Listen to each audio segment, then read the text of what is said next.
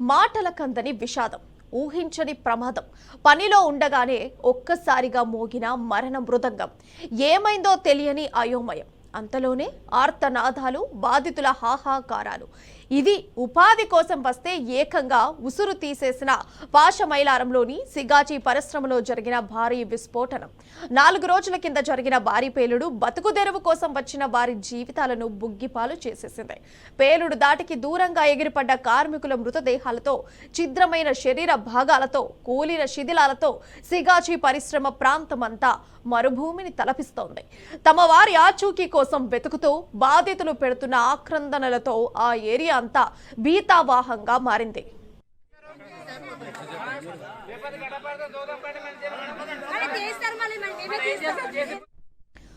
ఉదయమే ఇంటి నుంచి ఉద్యోగానికని వెళ్లిన కొద్దిసేపటికే ఊహించని ప్రమాదం జరగడంతో బాధిత కార్మిక కుటుంబాల ఆవేదనకు అంతు లేకుండా పోయింది. 4 రోజులైనా తమ వారి ఆచూకీ లభించడం లేదంటూ పెడుతున్న ఆర్తనాదాలతో సిగాచి పరిశ్రమ వద్ద పరిస్థితి భయంకరంగా ఉంది. తమ వారు ఏమయ్యారో తెలియకపోవడం, ఎవ్వరూ చెప్పకపోవడంతో అధికారుల చుట్టూ తిరుగుతూ కాళ్ళ వేళ్ల ప్రాధేయపడుతున్న దృశ్యాలు కంటనీరు తెప్పిస్తున్నాయి. ఇక అంశానికి సంబంధించిన సమాచారం మా ప్రతినిధి అరవింద్ లైవ్ ద్వారా అందిస్తారు. అరవింద్, పరిశ్రమలు, సిగాచి పరిశ్రమ దగ్గర ఇప్పుడు పరిస్థితి ఎట్లా ఉంది?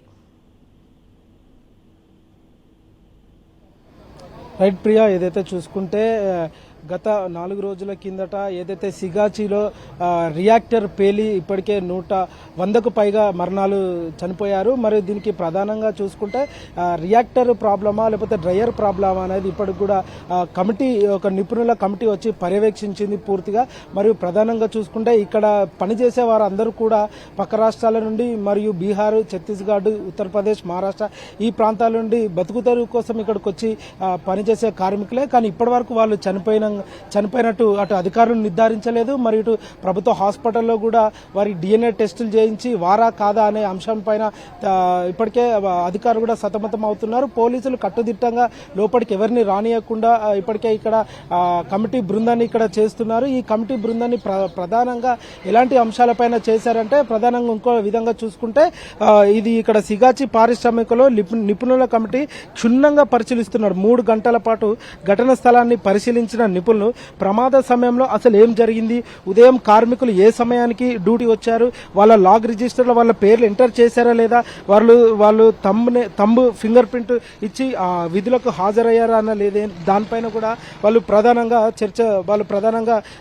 దానిపైన కమిటీ వేసి తెలియజేస్తున్నారు. మరియు పేలుడు జరిగిన ప్రాంతాన్ని కూడా వాళ్ళు క్షుణ్ణంగా, అంటే బేస్ ఏ విధంగా ఉంది, ఈ బేస్ దగ్గర ఈ రియాక్టర్ ఏ విధంగా సెటరేట్ అయింది, మరియు దీని గురించి ఇక్కడికి అవుట్ ఎక్కడ, ఇన్ ఎక్కడ, మరి దీంట్లో ఎంత టెంపరేచర్ ఉండాలి, ఎంత పెరిగి ఉండాలి, అది ఏ టెంపరేచర్ వరకు లాస్ట్ అయి ఉండాలి, మరి ఇక్కడ అంటే ఇక్కడ పనిచేసే వారి లోపమా లేకపోతే అధికారుల లోపమా లేకపోతే దీన్ని డైలీ చెక్ వారిగా దాన్ని నిర్లక్ష్యం చేశారన్న దానిపైన కూడా కమిటీ బృందం ఇప్పటికే దాన్ని పరిశీలించారు. మరియు ప్రధానంగా చూసుకుంటే ఇది డ్రయర్ పేలిన తర్వాత రియాక్టర్ పేలిందా లేకపోతే సేఫ్టీ వాల్ దగ్గర ఏమన్నా చిన్నగా క్రాక్ వచ్చి లేకపోతే ఆ సేఫ్టీ వాల్ పని చేయకుండా ఉన్నది అని ముందే అధికారులు గుర్తించలేదా, అసలు సేఫ్టీ వాల్ ప్రాబ్లమా లేకపోతే డ్రయర్ ప్రాబ్లమా, రియాక్టర్ ప్రాబ్లం అన్న దానిపైన ఇప్పటికి కూడా వాళ్ళు ఆ కమిటీ దానిపైన చర్చలు జరిపారు. మరి ఈ ఏదైతే సంబంధించిన సిగాచి కమిటీకి సంబంధించిన ఎండి కూడా ఇప్పటికీ కూడా దీనిపైన ఎలాంటి దిగ్భ్రాంతి చెందలేదు, దానిపైన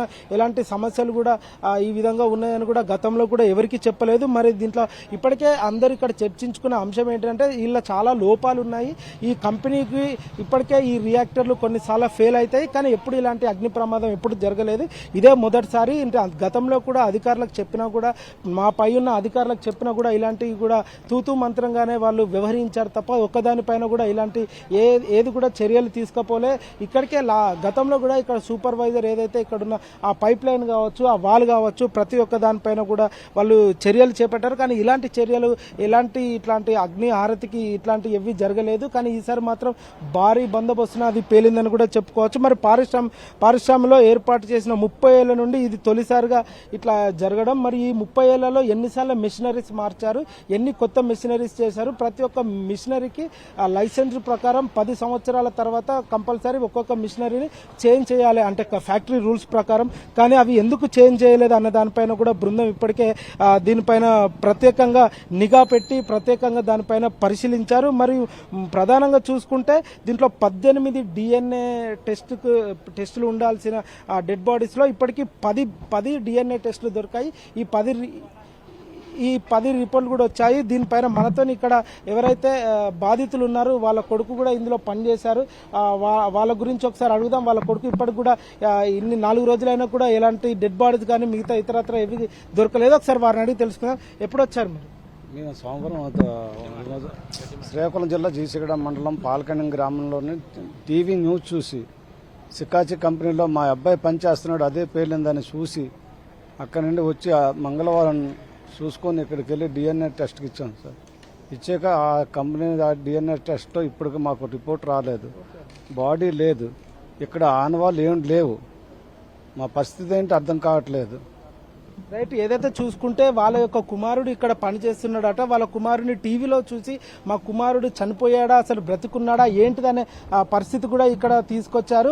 ఇక్కడికి వచ్చినా కూడా అధికారులు ఇప్పటి వరకు ఎలాంటిది కూడా తెలియజేయలేదు. మరియు ఇప్పటికి కూడా అధికారులు పట్టించుకొని హెల్ప్ డెస్క్ పట్టించుకొని 4 రోజులైనా కూడా సహాయక చర్యలు తూతూ మంత్రంగానే చేస్తున్నాయి. ప్రభుత్వం ఎందుకు పట్టించుకున్నది, హెల్ప్ డెస్క్ ఎందుకు పట్టించుకున్నది, DNA టెస్టులు చేసిన తర్వాత ప్రతి ఒక్కటి తీసుకురావాలి, మాకు ఎందుకు తీసుకొస్తలేరు, పోలీసులు కూడా లోపలికి వెళ్ళనీయకుండా అధికారులతో మాట్లాడనీయకుండా కూడా కట్టుదిట్టంగా ఇట్లా భద్రత ఏర్పాటు చేస్తే మాకు ఏ విధంగా న్యాయం జరుగుతుందని ఇప్పటికే ఇక్కడ బాధితులు కూడా కుటుంబ సభ్యులు కూడా అందరూ ఆగ్రహం వ్యక్తం చేస్తున్నారు. దయచేసి ఇప్పటికైనా మా బంధువులు ఉన్నారా లేరా, అసలు వాళ్ళు బ్రతుకుంటేనేమో చెప్పండి, లేకపోతే మాకు ఆ బాడీ అన్న ఇస్తే మేమన్నా దాన సంస్కారాలు చేసుకుంటాం. మాకు ప్రభుత్వం కూడా ఎలాంటి నష్టపరిహారం కూడా జరగలేదని ఇప్పటికే వీళ్ళు తీవ్రంగా ఆగ్రహం వ్యక్తం చేస్తున్నారు.